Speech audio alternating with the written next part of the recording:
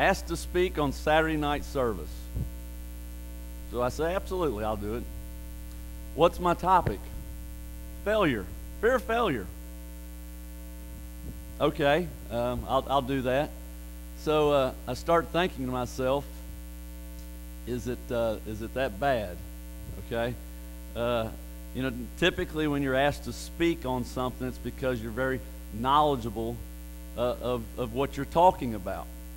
So I start thinking about what I'm going to speak on, and the first thing that comes to mind, I'm struggling here with my PowerPoint, is I'm failing right off the bat. You're just going to work it from up there now, I guess? So the first thing that comes to mind is, am I that big of a failure? I mean, you sit and think about things that you've done in your life, and I started making a list, and I thought, well, it can't be that bad.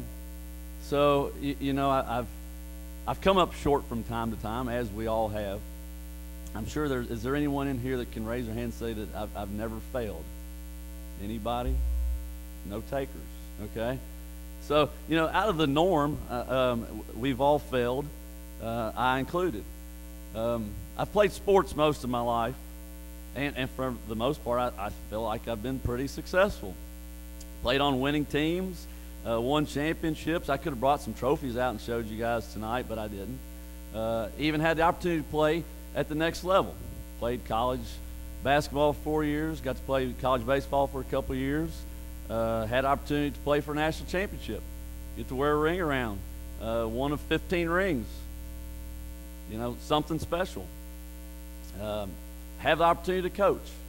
I'm going into my 16th season of coaching. So from a coaching standpoint, I thought, have I been that bad of a failure? And I thought, no, I've been what I feel is pretty successful from a coaching standpoint. Definitely one when I met my wife, that wasn't no failure, right? Happy Sweetest Day. That would be a failure if you didn't say that, guys, so make sure that everybody says that today. It is Sweetest Day. Got a great job. People are knocking down the doors to get in at Owen Electric where I work. Got a great family. Got a great church family. So, you're sitting there thinking, why me? Why was I picked in this topic being fear of failure? So the second thing come to my mind, well, apparently it's because I'm such a success, right? You're very successful in what you do. So from that standpoint, personally, I feel like my life thus far has been pretty successful. I'm sure each of you all probably at times think about your life and how you've succeeded up until this point. But in all honesty, no one's approached me on how to write that novel, that book on how not to fail. I'm sure there's a self-help book out there, but I've not been asked to do one based on that. So the last thing came to my mind is, well, okay, I guess tonight I'm going to fail. Point blank. You got a little bulletin when you came in. On the back of it's a place to take notes. So I guess this is your opportunity of jot down some notes on what not to do when bringing a message, okay, as we go along this evening. So hopefully that's not the case that they wanted me to fail and they come up here. Because see, the last time I did this was in 1993. Kentucky Christian College, a business major standing in front of a class of soon-to-be ministers. Okay? A little uncomfortable. And talking about a fear of failure, that will probably do that for you. But guess what? I passed the class. Okay? So, there's nothing worse than getting a pay. If any of you guys have, I don't know if anybody in here has or not, Miss Broyles comes in here to church with us, and she was my English teacher. And if you've had Miss Broyles for English, you question yourself sometimes if you will ever succeed, because when you get papers back, there's a ton of red stuff all over it. I mean, it's all over the place. So, but I passed the class, so hopefully tonight I'm going to be able to bring you something that can help you in the lines of failure and how you can get past that. So we're going to start off with a little video clip, if we can get that rolling, and it's called Famous Failures. And just watch this video and pay attention to who all the people are that they're talking about.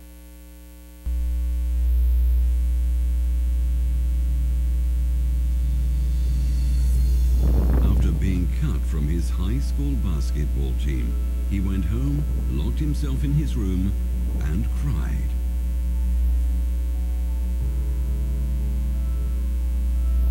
He wasn't able to speak until he was almost 4 years old, and his teachers said he would never amount to much.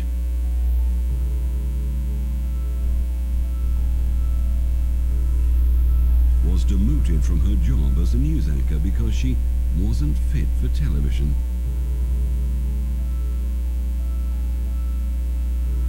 Fired from a newspaper for lacking imagination and having no original ideas.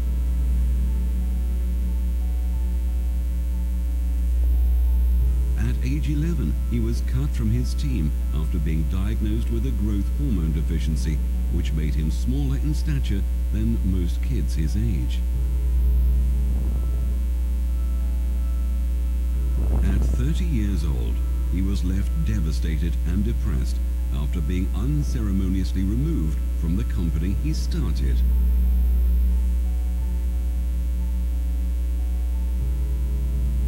A high school dropout whose personal struggles with drugs and poverty culminated in an unsuccessful suicide attempt.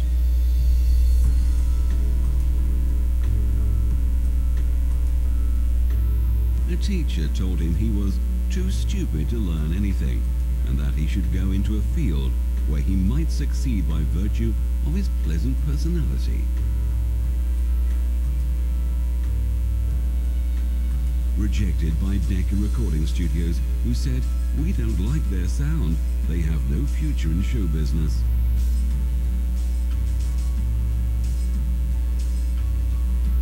His first book was rejected by 27 publishers.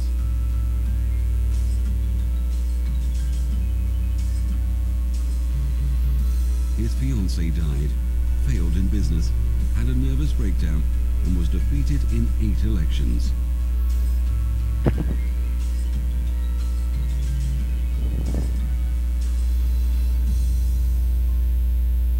If you've never failed, you've never tried anything new. If you've never failed, you've never tried anything new. Pretty amazing when you look at some of the people that were on that video clip and where they are now. And that at one time or another were either told they failed or they failed, and they knew that.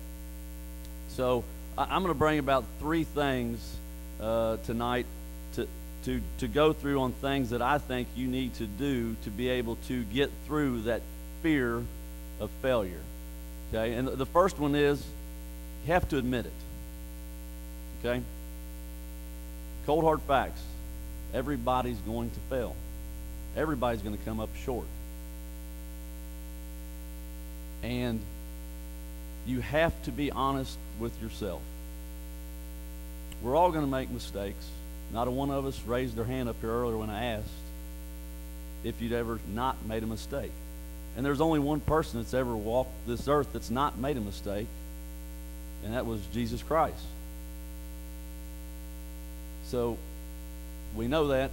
We can keep that slide going there for me, please. 2 Samuel 22:31 says, "As for God, his way is perfect. The Lord's word is flawless.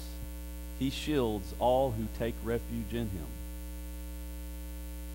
Deuteronomy 32:4, "He's the rock. His works are perfect, and all his ways are just. A faithful God who does no wrong, upright and just is he." And Romans 3, verse 23, "For all have sinned and fall short of the glory of God." You see, we're all going to make mistakes. And basically, when you watch the video, even all the so-called greats made mistakes. But they all were aware of it. Okay? They were all able to succeed now looking back on what they did. Michael Jordan.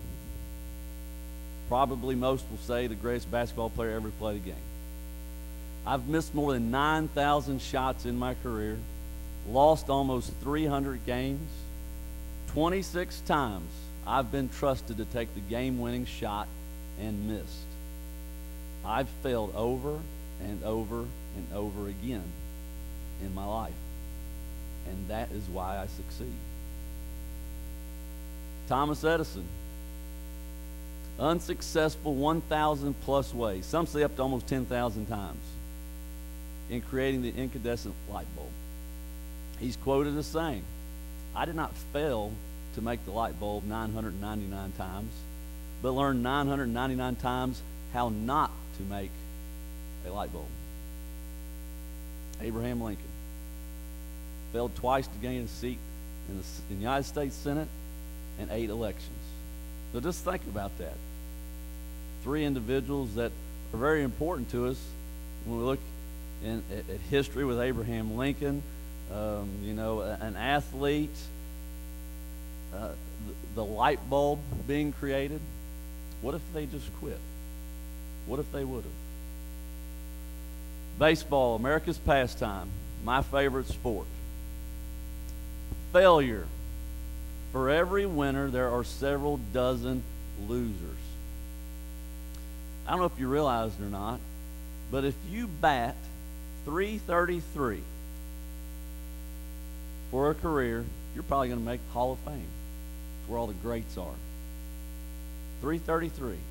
That's 1 hit out of every 3 at-bats. That's failing 2/3 of the time. Do you think they look at it that way? Athletes have short memories. 1 hit out of every 3 at-bats, and you make the Hall of Fame. Since the 1800s, almost 18,000 men have played professional baseball. 26 of them have batted .333 or more. Only 26. So the ones that are in the Hall batted worse than that. Failed worse than those 26. But they failed, but they still, in the long run, were successful.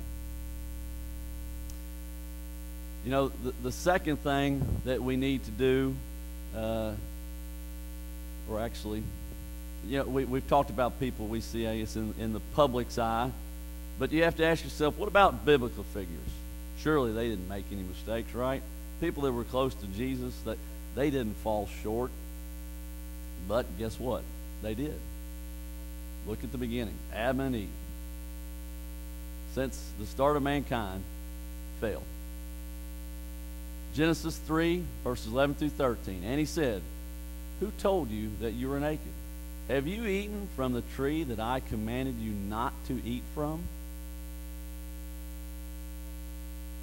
The man said, the woman you put me here with, she gave me some fruit from the tree, and I ate it.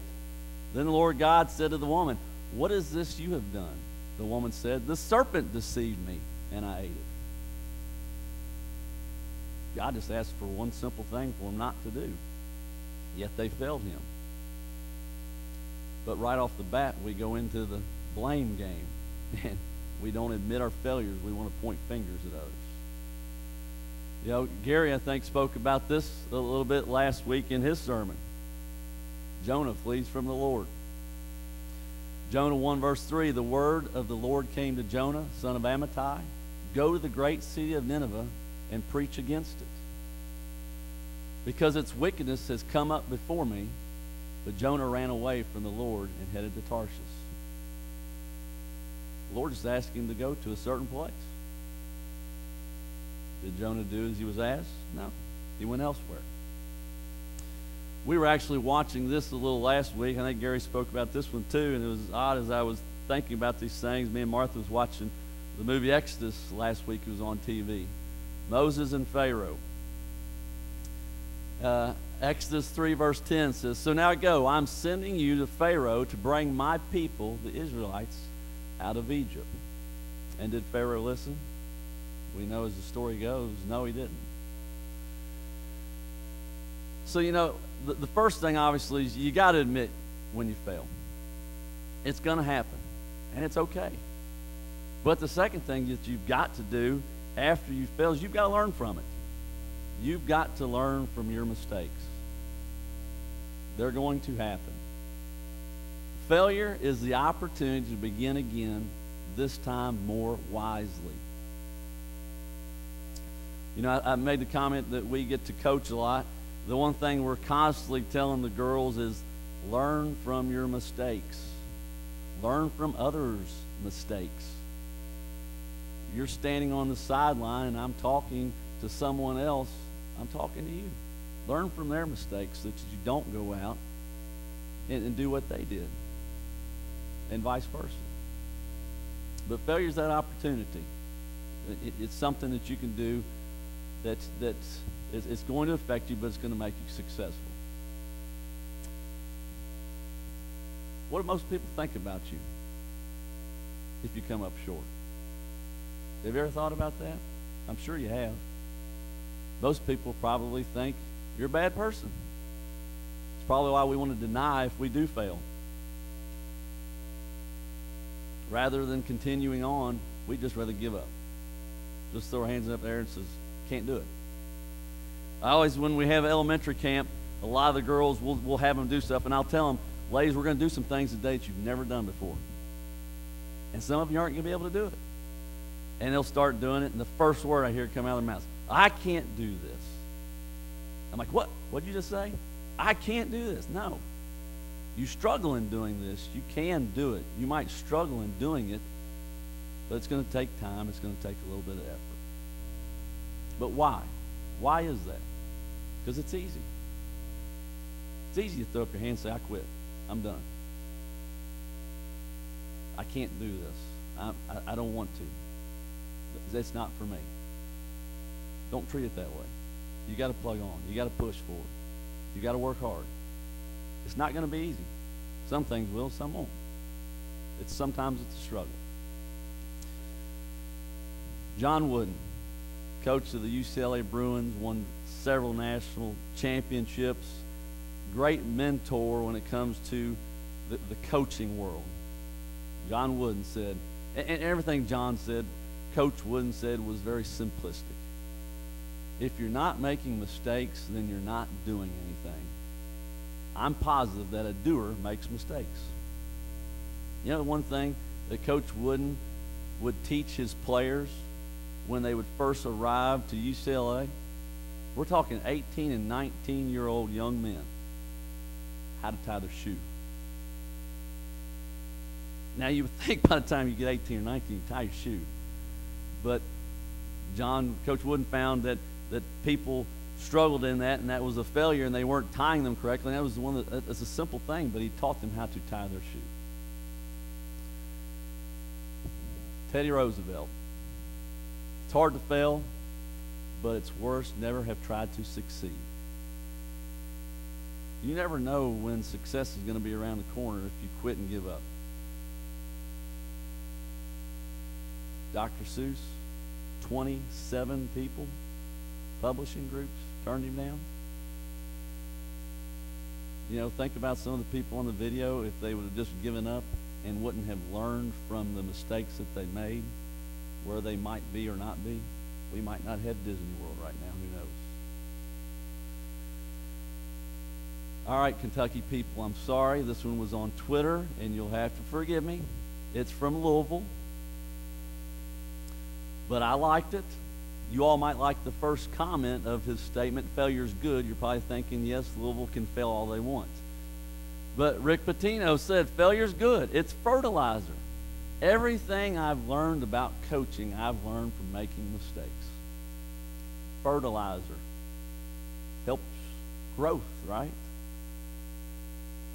That's the mentality we've got to have when it comes to making mistakes. Admit you're going to have them. Learn from them and help it to grow you for the future. So Kyle didn't know he was going to make my message tonight. And I didn't put him up here because he's a failure, okay? But we live in a visual world, okay? And it's interesting. We like to see things. And in the world we live in, it's technologically sound. I mean, there's just things day after day that are coming forth. So we're at the golf course about a month ago. And I got this little app on my smartphone. For anybody that has a smartphone, there's all these apps out there. So this app actually is pretty cool. You can record slow motion. You can add a bunch of little things to it. And it's a teaching tool. So we're out there hitting balls. And I go to pick up Kyle, and he's out there. And Kyle is way ahead of the game of golf than I was at his age, and I commend him for his hard work and effort, and he's getting better every day. But we're out there, and he's hitting, and I'm just kind of watching, and turned the coach off. I very seldom do that, but I did.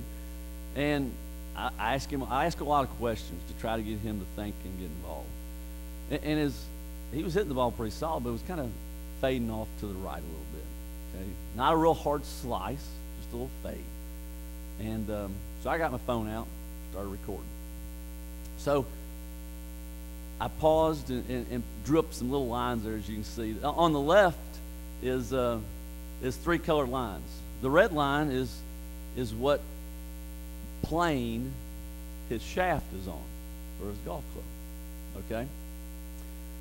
The green line is where his shoulders should be. They should be parallel. All right? But the yellow line is actually where his shoulders are. Now, it's not awful by any stretch, but his shoulders could be shifted down a little bit more to help him get on plane. So I went to the right side in front of him, and he's hitting a driver. And for those of you who play golf, know that if you hit a driver, typically you want to hit off your inside left heel. Well, the red line is his shaft of where he's addressing the ball. The green line is his heel. So you can see there's just a small room for error there. And I showed that to him. Next day he goes out and plays, and I asked him to come back in and said, "How'd you hit it today?" "A lot better." "Straight?" "Yeah." "What'd you do?" And he worked on his shoulders and moved the ball up in the stance. But he learned from a failure. It wasn't a great failure. It wasn't anything that was catastrophic, but it was something to help him succeed. He learned from a mistake that he was making, and he made improvements on it. And things, tools like that, when you can watch other people and you can watch things and you can learn from them, you're only going to better yourself. All right? So, moving after that, what about our spiritual leaders? Did they learn from their failures? You think about the people that we talked about earlier. Hebrews 13, verse 5 says, "Never will I leave you. Never will I forsake you. Say with confidence, the Lord is my helper. I will not be afraid." The Lord's going to be with you at all times, good or bad. So when you think about our biblical characters we were talking about earlier, Adam and Eve, cursed because their failure to listen to a simple request of what not to do. And then you had Jonah, ended up in the belly of a huge fish for fleeing the Lord and heading to Tarshish. Do you think that they learned that if they would have just listened and done as the Lord asked, that these things wouldn't have come upon them? Pharaoh failed to listen to Moses to free the Israelites. It took 10 plagues for him to realize what the Lord wanted. So you got to ask yourself that question when you read not only in the Bible and you see other people around that are in your lives, is that you notice sometimes things happen multiple times. Not just once, twice. It seems to happen several times. And why is that? Why do you allow things to happen multiple times when you know you've possibly done something wrong? because we don't want to rely on the Lord. We think our way's better. Our way is the best way of doing things, not the Lord. We can get by. We can do it. Exodus 7:14 said, "Then the Lord said to Moses, Pharaoh's heart is unyielding." Pharaoh didn't want to allow his heart, didn't want to allow the Lord to take over of what he was doing. Unyielding.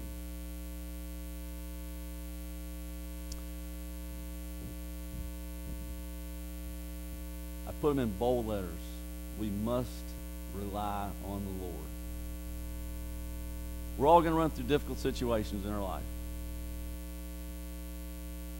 But we can't only rely on just the difficult situations. We need to rely on the Lord at all times, no matter what the situation might be.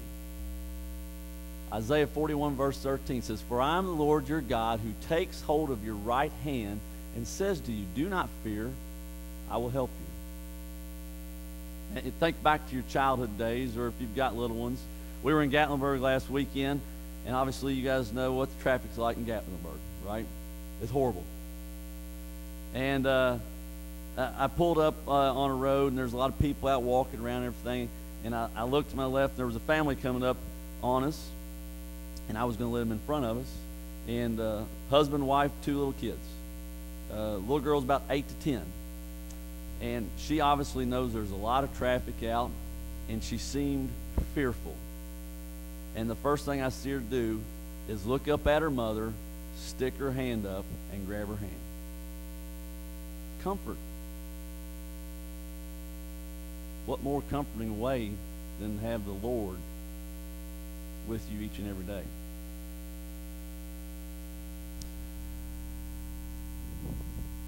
So you admit you made a mistake. You learn from your mistakes. Lastly, don't repeat it. Don't repeat what you've already done. If you've messed up once, learn from that. Don't do it again. It kind of takes us back. Some of you probably heard this saying about the word insanity. Doing the same thing over and over again, expecting different results. Probably not going to happen. You got to learn from your mistakes. You got to learn from the mistakes of others.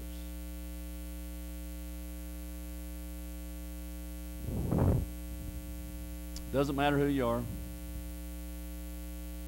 High-profile athlete, school teacher, own electric employee, a minister. Regardless of what it is, you're going to fail. Even someone extremely close to Jesus, you're going to fail. But the one thing that we must have each and every day is faith. You got to have faith. Faith is something you can't see. I read this tweet just yesterday as I was kind of thinking about things, and I thought it was pretty interesting. Faith and fear both demand you to believe in something you cannot see. Think about fear. Think about the fears that you have. You have to choose. You have to make that choice of whether to be fearful or whether to be faithful. Have faith in your abilities and talents. The Lord's given them to you. Have faith in those. Have faith in your skills. He's prepared you for whatever you face each and every day. And be confident. Confidence is huge. You can't doubt yourself. Don't doubt the Lord. You see what happens when you do. You have to make sure you're doing that each and every day. But most importantly, have faith in Jesus Christ. He's the one that's going to be by your side each and every day if you allow that. You have to have faith in Him in all you do and all that you say. Matthew 21, verses 21 through 22 says, Jesus replied, "Truly I tell you, if you have faith and do not doubt, not only can you do what has done to the fig tree, but also you can say to this mountain, Go, throw yourself into the sea, and it will be done. If you believe, you will receive whatever you ask for in prayer. The question this evening for you is, what are your obstacles? What are your mountains that you need to overcome? Whatever they are, you have to face them. Some are going to be easy to climb. Some are going to be tough to climb. Sometimes you'll succeed climbing them, and sometimes you'll fail climbing them. But the one thing you got to do is, number one, admit when you fail, learn from your mistakes, and don't repeat them. But most importantly, continue to have faith in Jesus Christ. You see, because we're like that little guy right there on that ledge. That's who you are. And some of us want to be on that other side of what you want to be. And it takes a leap of faith. And maybe there's someone here that doesn't know Jesus Christ and he's not a part of your life tonight. What a better way to admit that you're wrong by not doing that and saying, I want to accept you into my life tonight. You're going to have that opportunity this evening as the band's going to continue to play some music throughout. If you feel that, come forward, but you got to make that jump.